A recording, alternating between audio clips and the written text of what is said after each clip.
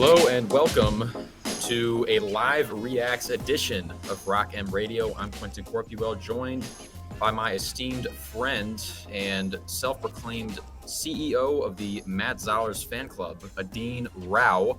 Adeen, I don't want to call this an emergency podcast because Matt Zollers committing to Mizzou, which he did about 20-ish minutes ago. Actually, no, that was a way longer time ago. Sorry, I'm thinking about Eastern time.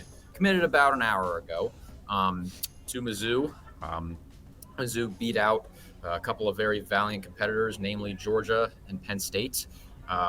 Adeen, huge get for Mizzou, for Eli Drinkwitz. This is the highest rated quarterback recruit that Eli Drinkwitz has scored since he arrived at Mizzou around 2020.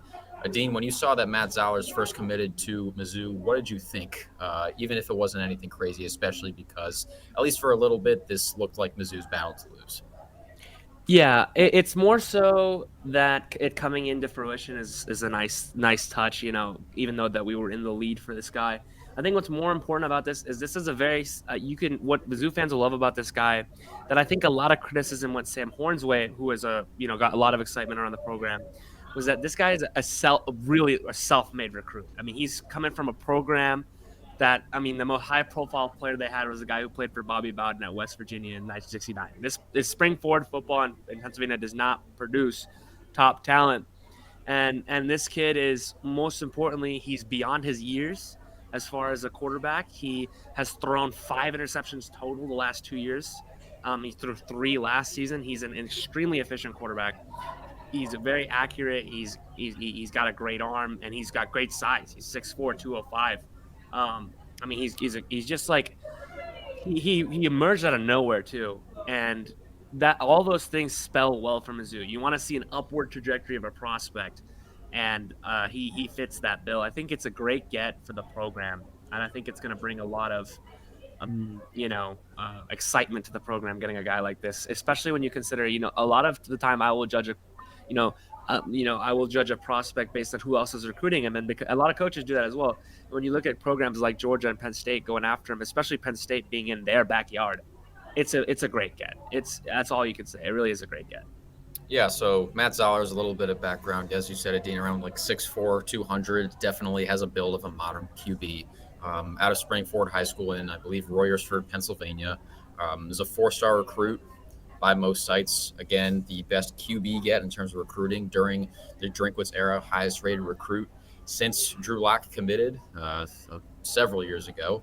And again, Mizzou beat out a couple of very high-profile programs, specifically in Georgia and in Penn State, which you would think, in theory, would have some sort of a lead for Zollers, as he is closer to Penn State than someone like a Pittsburgh, who, yes, they are not nearly as high profile of a program as Penn State, but that's still a local talent. That's still a homegrown talent. As you were talking about before we started recording here, it's not like when he's a recruiting site says he's the best player in the state of Pennsylvania.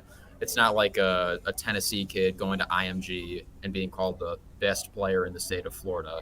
This Zollers is literally like, he was born in Pennsylvania, grew up in Pennsylvania, and is the best player in Pennsylvania, and he actually lives there. And so something that I thought was pretty interesting about his commitment to Mizzou was something he talked about after his Georgia visit. So after his Georgia visit, he said it went well, and something he referenced was how much continuity there was within the coaching staff, which is true. And if I'm a recruit going to a big time, little time school, whichever you're going to, something you want is the coach and the coaching staff that wants you in their program. You would prefer if they stuck around for, at the very least, your time at the school, because they're the ones selling you the vision they have for you. That'd be kind of weird if they left a year or very quickly after you just committed to this vision that no longer exists in this hypothetical world. And he then commits to Mizzou, whose offensive coordinator could very easily take a head coaching job next year. So, Adeen, I want to ask you, Mizzou's coaching staff might not be nearly as continuous as Georgia's. What does it say about the program for Zollers to commit to a school that is maybe of a naturally like lesser profile than Georgia, and whose offensive coordinator again might not be there next year. I think it says that he's putting a lot of faith in Drink specifically as a figurehead, because to me, he probably does value continuity, but he sees that Drink obviously having a big influence on the offense, always will have a big influence on the offensive side of the football. While Kirby Moore, I'm going to be honest with you, the hope is around the program that he continues the upward trajectory that he put us on as a program last year. I'm going to be honest with you, he'll be one of the hottest head coaching prospects in all of college football if he does it again this year, and if Mizzou is a playoff team or even a top 15 team at the end of the season. So it seems like he's committing to the coach, because if I'm a player, I'm probably doubting now, fingers crossed, probably doubting that a guy like Drink leaves. He seems very committed to the program, and that's probably the vision that he's been sold on here. I also think that he's definitely, as a player like this, who's on an upward trajectory, he's probably thinking that I don't want my upward trajectory to be stifled by going to a program like Georgia and waiting 3 to 4 years without any game time and then playing. Whereas at a program like Mizzou, you can definitely see a guy like Zollers being in contention for a starting job as a redshirt freshman or even a true freshman. He's got the talent and he's got the intangibles for it if he just continues to develop the way he is. It really depends on how he plays in his senior year. If he improves over his junior year, he had a monster junior year. And what does it say about Mizzou? It says there's a lot of allure with this program. I mean, it seriously is. Something like this, in my opinion, is unheard of. The state of Pennsylvania, I'm very linked with it. Growing up in the state of Pennsylvania, I covered Pennsylvania football. Programs in the state of Pennsylvania, specifically Penn State, specifically Pittsburgh, have been priding themselves on their ability, because Pennsylvania talent is getting more scarce and scarce as the years go by. Less and less top recruits are coming out of Pennsylvania. They are trying very hard to keep that talent within state. And to see an in-state talent this good leave and go to a place like Missouri, is insane. It's unheard of. It's not something I've seen before, and I've covered Pennsylvania recruiting for like 4 to 5 years.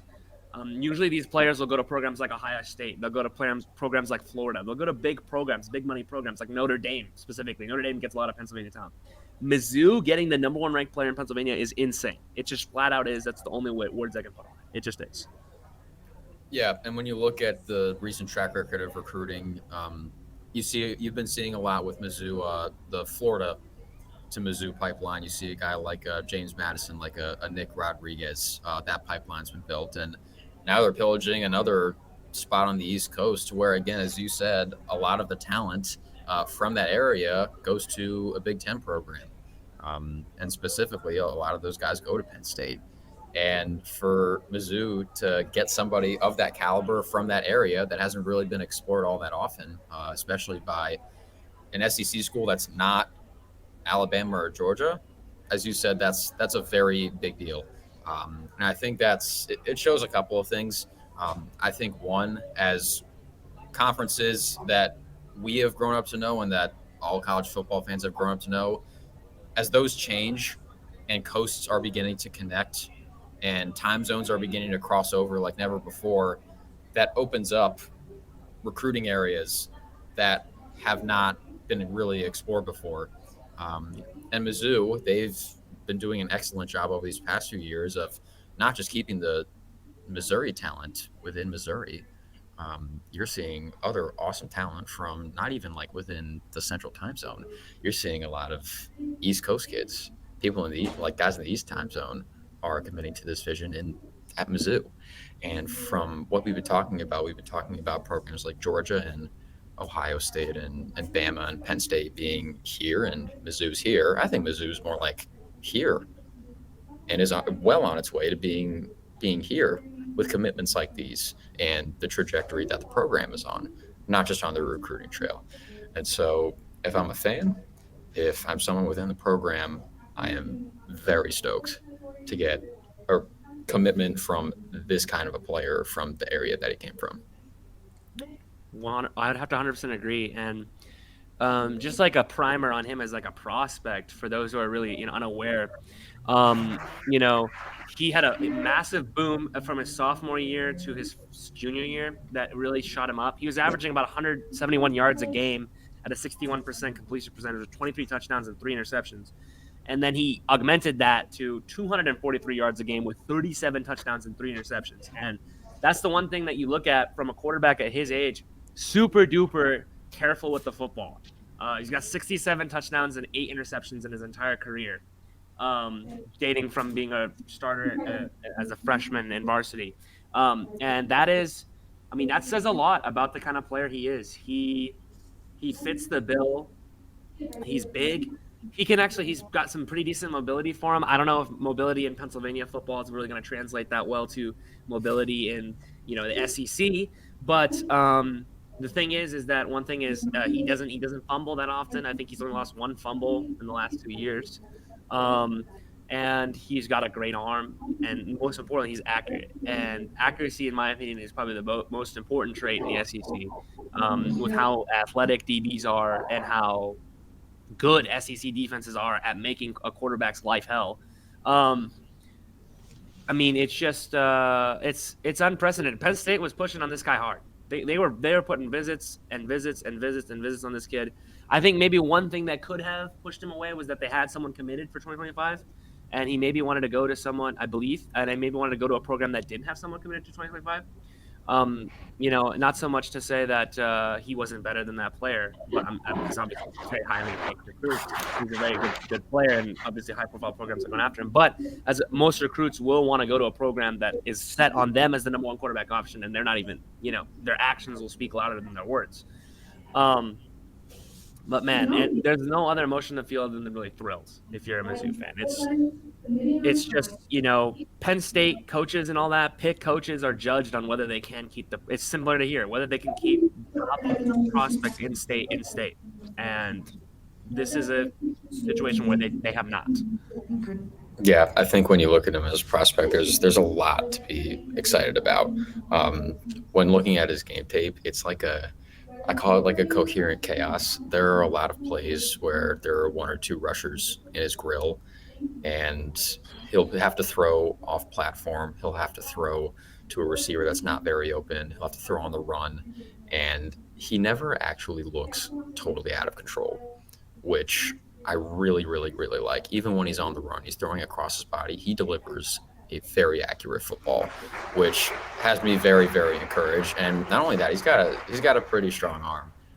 I'm fairly sure he can throw 60 yards. Oh yeah, pretty easily. And not only that, he can deliver it accurately, and it's not like he has a cannon arm and is just letting it fly with reckless abandon. He knows how to place, like, for example, if they're at the 5 or 10 yard line, you just need a nice fade ball in the end zone with touch. He can deliver that. And again, he still has another year of high school left. And so when I look at him again, as I said at the beginning, I think he's a modern quarterback. And he when we talk about mobility, his rushing stats don't jump off the page, but there were plenty of designed runs for him. There were plenty of option plays for him, and he looked more than comfortable running the ball. And with how big he is, I definitely think he can be a threat in the run game. So again, if he continues on the trajectory that he's on, I can very much foresee a complete quarterback who 2 to 3 years from now, who can be a very good SEC starter. Yeah. And there aren't a ton of those laying around. And so no, they don't fall on trees, No, they don't. They don't at all. And so I think and that brings me to the last thing I wanted to talk about is his projected role 2 to 3 years from now. Because you look at the current quarterback room, Brady Cook, I believe this is his last year of eligibility.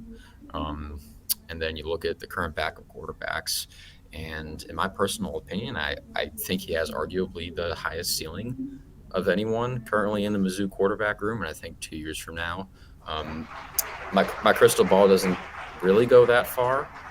But if I muster up enough strength within it, I can definitely foresee him starting by his sophomore year. I'm not willing to say he can be a starter as a freshman. That's a very difficult thing to do, especially in the SEC. That's going to have Oklahoma and Texas by the time he joins the program. So I think he can definitely be a starter by 2026, year we get out of college. I don't know how you feel, but that's my personal take on the matter.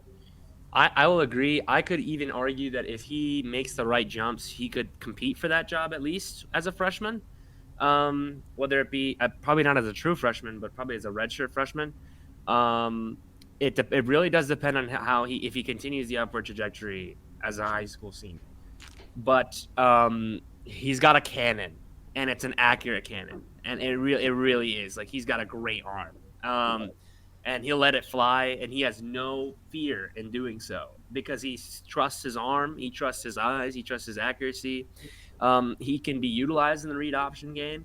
He is a kind of quarterback that you can definitely run the RPO with. He's smart. He's very smart. That's one of the main things that all these programs that have recruited him have talked about, how he studies the game. He's a student of the game kind of player with athleticism, with size. And he could end up being a quarterback that's also very tough to bring down. And that's huge in the SEC with the kind of defensive linemen that come at him.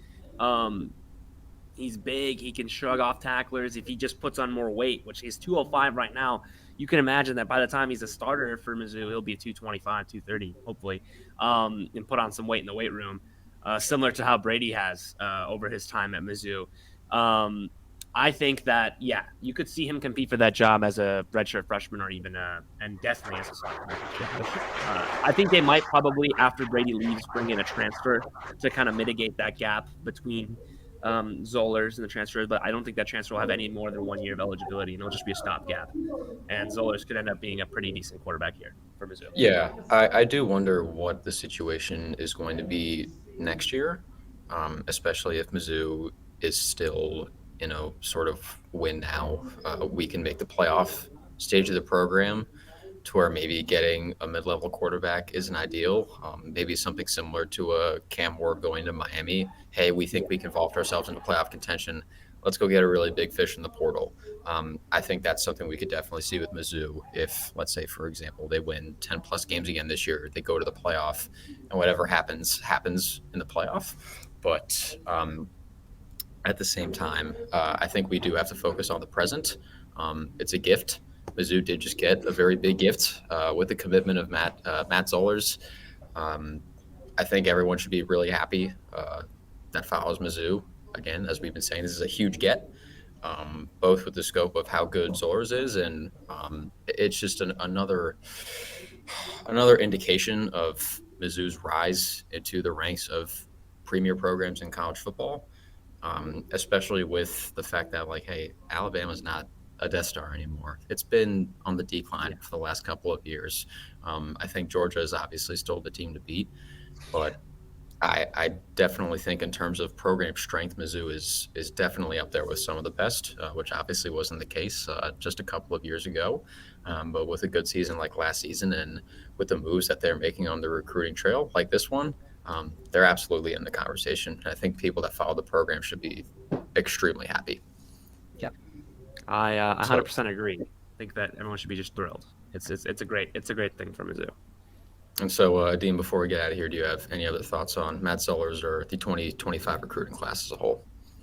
I think it says a lot about the recruiting class when you can get a quarterback like that. It helps you out so much in the recruiting cycle because you can say, yeah, we have one of the most important positions on the field. We have the future in that position, and he will be the leader of your team in the future if you commit here. And that's a guy that people will look at and be like, okay, well, they got a good quarterback. So this is a group that's, it'll help out the wide receiver recruiting, most definitely. And just overall, it's kind of like a domino effect. So it's a great get. Just a fantastic get. Adeen, this was great. Thank you for joining me. Again, you can follow Adeen, his Twitter. If you're watching this on YouTube, you can see it at AdeenRao_. You can follow me, Quentin Corpuel, by just my name, QuentinCorpuel on Twitter. So, Adeen, thank you so much again for joining me. Again, Matt Zollers, the top-ranked player in the state of Pennsylvania, class of 25 quarterback, a Mizzou commit. Great days lie ahead, hopefully, for Eli Drinkwitz and Co. So, Adeen, thanks again. Have a great day, buddy. Thank you, everyone, for tuning in to Rock M Radio, a proud partner of Fans First Sports Network. Rock M Radio is the official podcast network of Rock M Plus, a new and exciting subscription service provided by me and the other voices of Rock M Radio. please take a few moments to head over to rockm.plus and sign up for an account today. The cost is only $5 a month, and the benefits include access to our live podcast, a subscriber-only message board, weekly newsletters, and more. If you enjoyed this episode of Rock M Radio and would like to see more just like it beamed directly into your personal device, make sure to click the subscribe button below and tell your friends. Our podcast feed is available through the Apple Podcast app for iPhone, Google Podcast app for Android, whatever app you listen to your podcast. You can also find Rock M Radio on Spotify. If you're looking for a podcast about your favorite team that is not the Missouri Tigers, Fan First Sports Network is your answer. A full podcast network loaded with the team-specific podcasts covering Major League Baseball, the NFL, NHL, NBA, MLS, and more. And we'll be back with more episodes of Rock M Radio coming to you soon.